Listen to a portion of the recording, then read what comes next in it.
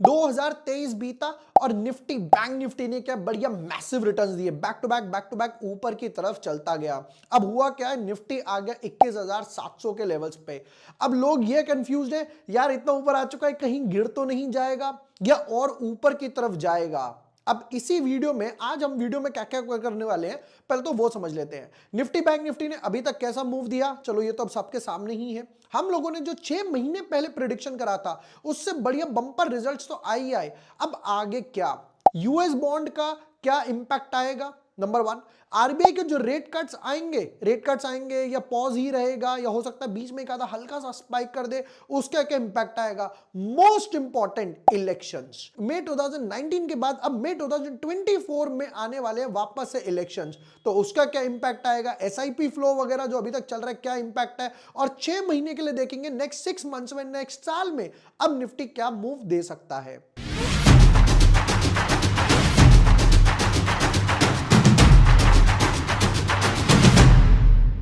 Hi everyone, my name is Vibhor Vashne. I am a SEBI registered research analyst. जल्दी से quickly देखने वाले हैं कि निफ्टी का अभी तक क्या इंपैक्ट था, और ये जो चारों पांचों पॉइंट मैंने बताए इनको डिटेल्ड तरीके से एक्सप्लेन करूंगा, समझाऊंगा भी क्या इंपैक्ट आने वाला है। चलो विदाउट वेस्टिंग टाइम शुरू करते हैं अपने analysis, Nifty prediction for next 6 month 2024। But yes, before moving ahead, अगर अभी तक आपने चैनल सब्सक्राइब नहीं किया है या न्यू यूजर हो, सब्सक्राइब द चैनल।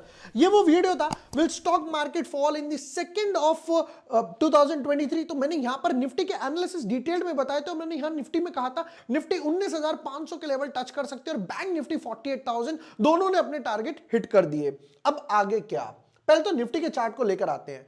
निफ्टी ने हुआ क्या, हम लोगों ने यहां पे डिस्कस करा था ये वाला, ये वो कैंडल है, क्योंकि यहां से मुझे क्लियरली एक अच्छा खासा कप एंड हैंडल ब्रेकआउट दिख रहा था। एक कप एंड हैंडल ब्रेकआउट ऊपर की तरफ गया, वापस से जोन को रीटेस्ट करा, वापस से फ्रेश मूव अच्छा खासा आ चुका है। अब ये तो मुझे क्लियरली दिखाई दे रहा है वीकली चार्ट पे, इनफैक्ट अब तो मंथली कैंडल भी क्लोज हो गई, तो मंथ का चार्ट भी लगा लेते हैं। मंथली चार्ट पे भी मुझे अच्छा खासा एक फ्लैग ब्रेकआउट दिखाई दे रहा है। हाँ बोलो को देखो, होता क्या है, जो मंथली चार्ट होता है ना वो मोस्ट स्ट्रांग होता है। यहां पर क्या हुआ, वापस से ऊपर गया, नीचे की तरफ आया, ब्रेकआउट दिया, फॉलोअप मिला, रीटेस्ट किया, डबल बॉटम बना के ऊपर, और वापस से फ्लैग ब्रेकआउट आया, that too in a monthly chart. तो ये तो यहां से तो लग रहा है कि निफ्टी का मोमेंटम स्ट्रांग है, बट आगे आने वाले 6 महीनों में क्या होगा अब वो समझना शुरू करते हैं। देखो, सबसे पहले काम करते हैं, यूएस 10 ईयर बॉन्ड्स का डेटा लेकर आते हैं। अब पहला रीजन ये कि मार्केट ऊपर क्यों जा रहा है उसको समझते हैं। आज आपको ना बॉन्ड्स और इक्विटी मार्केट में लिंक समझाता हूं। देखो होता क्या है, सपोज करते हैं किसी इन्वेस्टर के पास, एक एग्जांपल लेते हैं, 1 करोड़ रुपीस है, एफआईआई डीआईआई इनके पास तो इससे भी ज्यादा है। अब ये 1 करोड़ रुपीस इंसान कहां डाले, अब इसके पास एक ऑप्शन है, यानी कि डेट जिसको बोला जाता है बॉन्ड मार्केट, या दूसरी तरफ इक्विटी में डाले। अगर इसको दिखाई दे रहा है कि यहां पे ज्यादा रिटर्न्स हैं, क्योंकि यहां पे जो रिटर्न्स मिलेंगे ना वो फिक्स्ड मिलेंगे, विदाउट एनी रिस्क मिलेगा, राइट। तो यहां पर ये पैसा डाल देगा। बट जब इसे दिख रहा है कि इंटरेस्ट रेट गिरता जा रहा है, तो ये पैसा यहां से उठा के इधर शिफ्ट हो जाएगा, तो इसे बोलते हैं मनी इनफ्लो। तो ये पैसा उठा के इक्विटी की तरफ मार्केट में पुश कर दिया जाएगा। क्यों, यहां पर पहले रिटर्न मिल रहा था 1%, अब रिटर्न होगा 4%, तो पैसा यहां से उठ के यहां आ जाएगा। जब यहां से आउटफ्लो होगा इक्विटी मार्केट से और बॉन्ड मार्केट में आएगा, तो इक्विटी मार्केट गिर जाएगा। अब वापस से इंटरेस्ट रेट 4 से मान लेते 2% पाएगा, वो बोलेगा अबे यार यहां तो मिल नहीं रहा, तो जो पैसा यहां जाने वाला था वो पैसा यहां जाएगा, अब इक्विटी मार्केट में आएगा, इनफ्लो होगा। वापस आते हैं चार्ट लेकर। अब ये देखो, पहला क्वेश्चन यही आया होगा, मार्केट क्यों गिर रहा है। जब फेड ने यह बोला कि हम आगे जाकर 2 या 3 रेट कट करेंगे, तो ये नेगेटिव सेंटीमेंट है बॉन्ड मार्केट के लिए। उनको आइडिया होगा कि भैया अब ये रेट कट करेगा, आज नहीं तो कल करेगा, तो बॉन्ड मार्केट पहले से ही उसको फैक्टर इन करके बैठा हुआ है। और ये देखो यहां पे कहीं जहां पर आपका 5% हिट कर आया था 10 ईयर्स का, अब ये गिरते गिरते गिरते आ गया 3.8 पर। 20% तो ये ऑलमोस्ट अपना लूज कर चुका। ये पहला रीजन है मार्केट के ऊपर जाने का। अब आते हैं इसके इंपैक्ट पे। अगर ये और नीचे जाता है, वीकली चार्ट लेकर आते हैं, इसे बोलते हैं बुर्ज खलीफा पैटर्न, जैसे ऊपर गया वैसे ही नीचे आया। तो प्रोबेबली ये एक सपोर्टिव जोन दिखाई दे रहा है इसका 3.4 3.35 के आसपास। ये अगर और नीचे जाता है तो डेफिनेटली मार्केट के लिए, इक्विटी मार्केट के लिए इंपैक्ट पॉजिटिव होने वाला है। ये हो गया पहला रीजन। अब आते हैं नेक्स्ट नंबर 2 आरबीआई की तरफ। आरबीआई ने भी लास्ट 2-3 मीटिंग से अपने जो रेट है उनको पॉज किया हुआ है। अगर आरबीआई को ग्रोथ सस्टेन लगती है कि हाँ ये ग्रोथ अच्छी चल रही है, जीएसटी कलेक्शन वगैरह अच्छा हो रहा है, सेल्स डाटा अच्छा खासा आ रहा है, और उससे भी मोस्ट इंपॉर्टेंट इन्फ्लेशन जो है वो कंट्रोल्ड है, होलसेल इन्फ्लेशन, कंज्यूमर इन्फ्लेशन, ये दोनों कंट्रोल्ड है, तो आरबीआई भी क्या करेगा, सेम चाल चलेगा और रेट कट करेगा।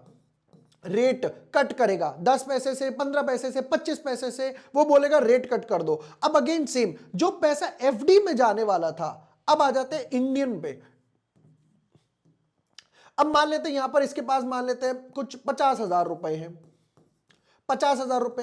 अब अगर ये इंडियन बंदा सोचता है कि यार मैं एक काम करता हूं, या तो पैसा एफडी में लगा देता हूं, मार्केट वोलेटाइल है, ये सोचता है कि बंदा मैं इक्विटी में डाल देता हूं। अब अगर एफडी के रेट कम होंगे, पहले आपको एफडी पे मिल रहा था 7%, अभी हो गया मान लेते हैं 6.5%, तो 0.5 बीपीएस, तो 0.5 तो कम ही हो गया, उसका इंपैक्ट आएगा इधर। तो वापस से लोग एफडी तुड़वाएंगे, या वापस से एफडी, अरे यार यहां पे तो ज्यादा मिल रहा है, तो यहां पे वापस से इनफ्लो आएगा अगर आरबीआई रेट कट करता है। तो ये हो गया सेकंड ऑप्शन। अब आते हैं मोस्ट इंपॉर्टेंट थर्ड पर, जो मार्केट के लिए एक अच्छा खासा पॉजिटिव सेंटीमेंट है। सेबी ने ये बोला अभी तक जो एसआईपी का टिकट है, मिनिमम टिकट साइज 500 रुपए है, मतलब अगर आपको एसआईपी स्टार्ट करनी है तो आपको मिनिमम 500 रुपए हर महीने कंट्रीब्यूट करना ही पड़ेगा। अब सेबी ये बोल रही है हम इसको 250 तक लेकर आएंगे। तो जो लोग 250, 300, 400 डग डालने वाले थे वो भी इस ब्रैकेट में आ जाएंगे, तो ये ह्यूज पॉजिटिव है। अब समझते हैं एसआईपी का फ्लो। चलिए जी शुरू करते हैं। ये देखो, ये रहा जो मैं डिस्कस कर रहा था, लोअर टिकट साइज, ये line, SEBI's decision to lower the ticket size to 250 will further boost investment. The total invested in the first 11 months this year is way higher than 1.5 lakh crore तक तो आया है। एक काम करते हैं, इसको डायरेक्ट एमफी की वेबसाइट से देख लेते हैं। ये आ गया एमफी का डेटा, जरा समझने का शुरू करते हैं एमफी का डेटा। अभी यहां पर आते हैं, तो यहां पर अप्रैल में था 13,000 करोड़, just 1 minute, 13,000 करोड़ बढ़ के हुआ 14,740, 14,700, 15, 15,800, 16, 16,920, 17, back to back back to back back to back हर साल में बढ़ता हुआ मुझे इजीली दिखाई दे रहा है। जबकि अभी यहां पर 4 महीने का डेटा आना बाकी है। पिछले साल में यहां पर आया था 1,55,000, जरा इसका ग्राफ देखना, यहां पर 43,000, 67, 92, 1 लाख, यहां पर ड्रॉप हुआ, कोविड आया था तो डेफिनेटली लोगों को पैसों की जरूरत थी, फिर वापस से 124, 155, 124, और अभी 4 महीने आने बाकी हैं। अगर मैं सिर्फ यही मानूं कि इतना पैसा ही आ रहा है, या मैं मानता हूं चलो वर्स्ट टू वर्स्ट क्या है, ऑन एन एवरेज 15 ले लेते हैं तो भी 60,000 हो गया, 60,000 प्लस तो ये पहुंच जाएगा कहीं 1,84,000 करोड़ के आसपास, करोड़ भी है इसमें बचा हुआ है। तो ये पॉजिटिव इन्फ्लो है जो इक्विटी की तरफ इजीली दिखाई दे रहा है। अब आते हैं नेक्स्ट पार्ट पे, एफआईआई डीआईआई, ये भी तो बचे हैं, यही तो मार्केट के करता धरता है। जरा एफआईआई डीआईआई का डेटा देखते हैं। जरा कैश सेगमेंट की अगर अभी तक बात करूं तो आज भी 29 तारीख को भी यहां पर लास्ट दिन तक भी एफआईआई 1,400 करोड़ का पॉजिटिव लेकर गए। ये नेट है, ये कॉलम पढ़ना है, ये दोनों छोड़ दो। 4,300, 2,900, राइट। ये देखो यहां पे सेल्स लास्ट थी 2,800 करोड़ की, डिप 95, और अब वापस से पॉजिटिव स्ट्रेंड। अभी तक ओवरऑल 31,000 करोड़ का एफआईआई ने बाइंग करा है। क्यों? ये वापस से वही रीजन है क्योंकि एफआईआई को दिख रहा है कि यहां पे बॉन्ड मार्केट में मुझे उतना इंटरेस्ट वगैरह नहीं मिल रहा। ये रीजन है कि ये इक्विटी की तरफ पैसा पुश कर रहे हैं। जो लोगों को ये समझ नहीं आया था कि पहले एफआईआई क्या कर रहे थे, 17-18 हजार के आसपास बेच रहे थे, अब क्यों खरीद रहे हैं? वो इसलिए खरीद रहे हैं क्योंकि उनको उस टाइम पे बॉन्ड मार्केट में ज्यादा मिल रहा था, ये लॉक इन करके चले गए अपना 10 साल के बॉन्ड्स के लिए। चलो आ जाते हैं निफ्टी बैंक निफ्टी की तरफ वापस। अब 6 महीने के लिए क्या पॉजिटिव सेंटीमेंट है। अच्छा, एक चीज तो रह गई, इलेक्शंस। हाँ जी, पहले तो आपको मुझे कमेंट करके कमेंट सेक्शन में यह बताना है कि आपको क्या लगता है कि अब जो इलेक्शंस आने वाले हैं 2024 में, उसमें किसकी गवर्नमेंट बनेगी। क्या बीजेपी की गवर्नमेंट बनेगी, या बीजेपी को एनडीए का सहारा लेना पड़ेगा, या कांग्रेस की गवर्नमेंट बनेगी, या कांग्रेस को किसी और के साथ मिलाना पड़ेगा जिन्होंने बनाया आईएनडीए इंडिया, वो मिलाना पड़ेगा, या आपकी गवर्नमेंट बनेगी। आपको कमेंट सेक्शन में कमेंट करके बताना है कि आपका क्या व्यू है उसके ऊपर। अब आते हैं वापस लास्ट दो टाइम से, टेन्योर से, 2014 2019 का अगर चार्ट लेकर आए मार्केट का ही। चलिए जी, पहले लेकर आते हैं 2000, ये है नवंबर, हम चलते हैं मई की तरफ। तो ये है मई की कैंडल। मई में मार्केट था 7200 में 2024 में। वहां से लेकर मार्केट ने जो ग्रोथ लगाई, अब उसकी तरफ आ जाते हैं। 7200 से मार्केट कहां पर आया, 19, ये आ गया मई में। तो यहां पे था 11,922। लास्ट 5 साल में तो ये क्लियरली दिखाई दे रहा है, इनफैक्ट अभी 6 महीने बचे हुए हैं, 11,000 से ये कोविड भी चला गया और बैक टू बैक मार्केट यहां तक इजीली आ चुका है। तो इनफैक्ट ऑलमोस्ट डबल हो गया, 11,900, 12,000 से लेकर 21,000, 80% के आसपास ग्रोथ देकर गया है। तो ये तो क्लियरली दिखाई दे रहा है, जो अभी हम लोगों ने देखा था कि अगर 3 स्टेट में जैसे ही बीजेपी की गवर्नमेंट बनी, मार्केट को एक अच्छा खासा बूस्ट मिल गया। मार्केट ये कहता है कि यार सेंटर में और स्टेट में सेम गवर्नमेंट है, बूस्ट ले लो इस चीज को। चलिए, अगर डेफिनेटली वापस से 2024 इलेक्शंस में बीजेपी या एनडीए की गवर्नमेंट बनती है, तो ये एक और वापस से बूस्ट देगा। पर ये कहीं ना कहीं थोड़ा सा फैक्टर इन होना शुरू हो चुका है। चार्ट पर आ जाते हैं अपनी, हमारे लिए तो भाव भगवान छे।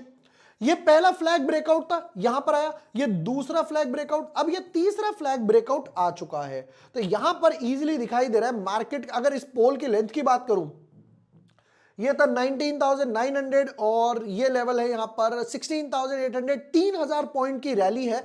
तो प्रोबेबली अगर मैं ये 3,000 की पॉइंट भी यहां पे ऐड करता हूं इस ब्रेकआउट पे, करंट मार्केट प्राइस पे नहीं, इस ब्रेकआउट पे, तो ये ब्रेकआउट का लेवल है मेरे पास 19,900, राउंड ऑफ टू 20,000। तो यहां पर आंसर आ गया मेरे पास 23,000। 23,000 कहीं पर निफ्टी टच कर सकता है, बिफोर इलेक्शंस के आसपास टच कर सकता है। अब आते हैं बैंक निफ्टी की बात पे। आ जाइए जी, बैंक निफ्टी। उस टाइम पे हम लोगों ने जो जून में पिक करा था, वो बैंक निफ्टी का यही रीजन था कि यहां पर एक अच्छा खासा मूव आ रहा था। ये वापस से मूव आया, नीचे गया, रीटेस्ट बना, इनसाइड बार बना, ब्रेकआउट, और अब अच्छा खासा 48,000 का हमारा टारगेट टच करके आ गया। ऊपर का अगर चार्ट देखा जाए तो चार्ट अभी भी इस मोमेंटम में चल रहा है, एक अच्छे खासे फ्लैग में चल रहा है। यहां से कनेक्ट करें तो थोड़ा सा ज्यादा बेटर चार्ट बनेगा। इसका भी मंथली चार्ट लेकर आ जाते हैं। क्यों? Daily expiry, monthly expiry, half yearly, quarterly, yearly, calendar year हो चुका है। चार्ट का स्ट्रक्चर देखते हैं, क्या ये इनसाइड बार है, पहले चेक करते हैं। 44,710, 44,764 नहीं है, 5-6 पॉइंट से इनसाइड बार यहां का बिगड़ गया। बट हां, अच्छी बात यह है कि यहां पे जब पहला फ्लैग ब्रेकआउट आया, फिर दोबारा से अब फ्लैग ब्रेकआउट आ चुका है। इसके लेवल्स नापते हैं कि इसके लेवल्स कितने थे। ये लो पॉइंट पकड़ लेते हैं 38,600, ये वाला हाइट पॉइंट पकड़ लेते हैं 46,300, 38,400 था, 38,600 और 46,000, तो ऑलमोस्ट 8,000 पॉइंट का ब्रैकेट हो गया।